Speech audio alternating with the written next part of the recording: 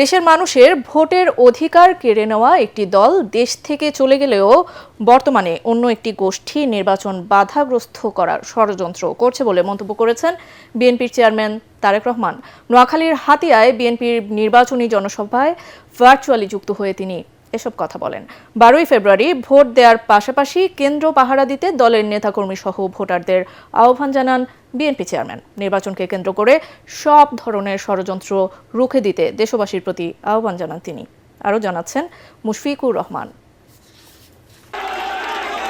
নোয়াখালীর হাতিয়া দ্বীপ কলেজ মাঠে নির্বাচনী জনসভার আয়োজন করে জেলা বিএনপি। এতে ভার্চুয়ালি যুক্ত হন বিএনপি চেয়ারম্যান তারেক রহমান। নির্বাচনী জনসভা এ সময় ত্রয়োদশ জাতীয় সংসদ নির্বাচনকে বাধাগ্রস্ত করার ষড়যন্ত্র করা হচ্ছে অভিযোগ করে সবাইকে সজাগ থাকার আহ্বান জানান বিএনপি চেয়ারম্যান তারেক রহমান। এই দেশটা আমাদের সকলে পরিশ্রম করে গড়ে তুলতে হবে, কারণ এই দেশই আমাদের প্রথম এবং এই দেশই আমাদের শেষ ঠিকানা। তারেক রহমান বলেন, একটি দল দেশের মানুষের ভোটের অধিকার, কথা বলার স্বাধীনতা কেড়ে নিয়েছিল। এখন অন্য একটি গোষ্ঠী নির্বাচন বাধাগ্রস্ত করার পায়তারা করছে। আমাদের দেশের মানুষের ভোটের অধিকার কেড়ে নেওয়া হয়েছিল, কথা বলার স্বাধীনতা কেড়ে নেওয়া হয়েছে। যারা এই কাজটি করেছিল তারা দেশ থেকে চলে গিয়েছে, কিন্তু এখন অন্য একটি গোষ্ঠী তারা আবার কিছু কিছু ষড়যন্ত্র করছে যেন নির্বাচন বাধাগ্রস্ত হয়। এই ব্যাপারে আপনাদের সকলকে সচেতন থাকতে হবে।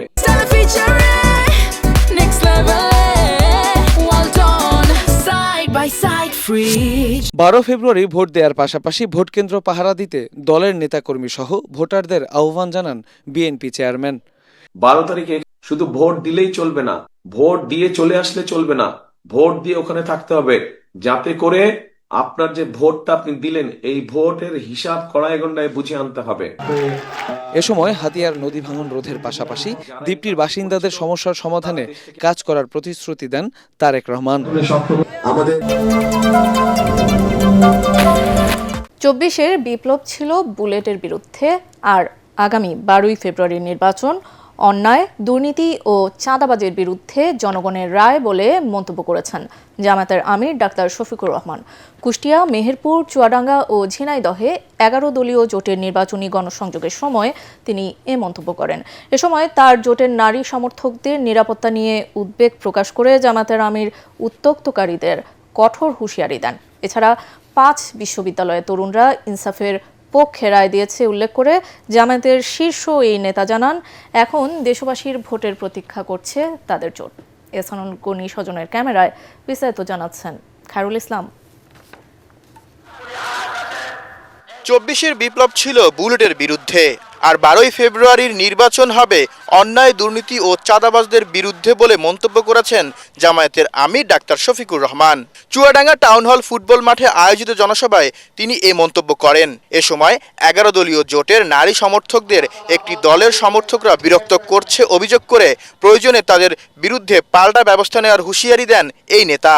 দিশেহারা কেউ কেউ জনগণের ভোটে প্রত্যাখ্যাত এবং পরাজিত হওয়ার ভয়ে 11 দলের পক্ষে যে সমস্ত মা বোনেরা নির্বাচনী ক্যাম্পেইনে যাচ্ছেন তাদের সাথে অমানবিক আচরণ করছে, অভদ্র আচরণ করছে।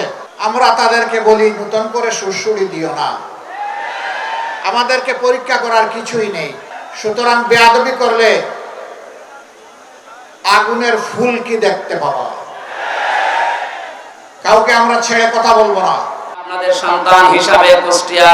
এর আগে কুষ্টিয়ার শহীদ আবদার ফাহাদ স্টেডিয়ামে নির্বাচনী জনসভার মধ্য দিয়ে শুরু হয় জামায়াত ইসলামী সহ 11 দলীয় জোটের দ্বিতীয় দফার নির্বাচনী সফর।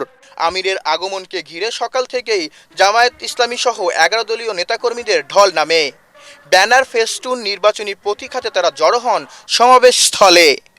এ সময় জামায়াতের আমির ডাক্তার শফিকুর রহমান সহ উপস্থিত ছিলেন 11 দলীয় জোটের শীর্ষ নেতৃবৃন্দ। জোটের নেতারা বলেন, কেউ যদি আবারও ফ্যাসিবাদী কায়েম করতে চায় তাহলে তাদেরও হাসিনার মতো দিল্লিতে পাঠিয়ে দেওয়া হবে, নতুন করে কোনো ফ্যাসিস্ট তৈরি হতে দেওয়া হবে না। ঐক্যবদ্ধ বাংলাদেশের নেতৃবৃন্দ মাথা নত করলে শুধুমাত্র আল্লাহর সামনে মাথা নত করে। আইন কার আইনে দেশ চলবে। জনগণের একটা টাকা আমাদের পকেটে যাবে না ইনশাআল্লাহ। যা বাজেট হবে, যেখানকার জন্য বাজেট হবে, প্রত্যেকটি অর্থ, প্রতিটি পয়সা তার কাছে পৌঁছিয়ে দেওয়ার জন্য সেবক হিসাবে কাজ করব ইনশাআল্লাহ। এ সময় জামায়াতের আমির ডাক্তার শফিকুর রহমান বলেন, ৫ আগস্টের পর কোনো ধরনের মামলা বাণিজ্য করেনি জামায়াত, কিন্তু একটি পক্ষের মামলা বাণিজ্যে সাধারণ মানুষও রক্ষা পায়নি।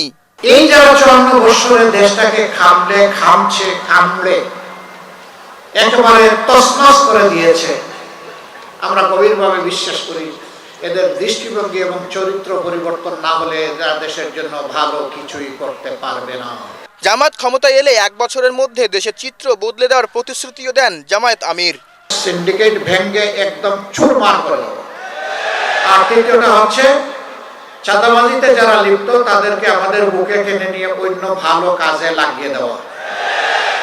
এই ৩টা কাজ আমরা সফলভাবে যদি আল্লাহ তাআলার সাহায্যে করতে পারি, আমরা বিশ্বাস করি ১ বছরের ভিতরে বাংলাদেশের মানুষ লক্ষণীয় পরিবর্তন দেখবে ইনশাআল্লাহ। বিএনপি কখনোই জনগণের দেয়া আমানতের অমর্যাদা করেনি বলে মন্তব্য করেছেন বিএনপি মহাসচিব মির্জা ফখরুল ইসলাম আলমগীর। দুপুরে নিজ নির্বাচনী এলাকা ঠাকুরগাঁও ১ আসনের বেগুনবাড়ি ইউনিয়নের পাইকপাড়ায় আয়োজিত জনসভায় তিনি এ মন্তব্য করেন। মির্জা ফখরুল বলেন, কিছু খারাপ লোক আছে যারা নিজেদের মধ্যে বিরোধ ও বিভেদ সৃষ্টি করতে চায়। এই চক্রান্ত থেকে দলীয় নেতাকর্মীদের সজাগ থাকার আহ্বান জানান তিনি। হিন্দু সম্প্রদায়ের যে কোনো সমস্যায় পাশে থাকারও কথা জানান মির্জা ফখরুল। আমরা এখানে জোর দিয়ে বলতে পারি, আমরা আমানত খেয়ানত করি না। আমরা যে ভোট নেই সেটা আমরা কাজ করার চেষ্টা করি। আমরা এই ভোট নিয়ে আমরা ভোট চাই না।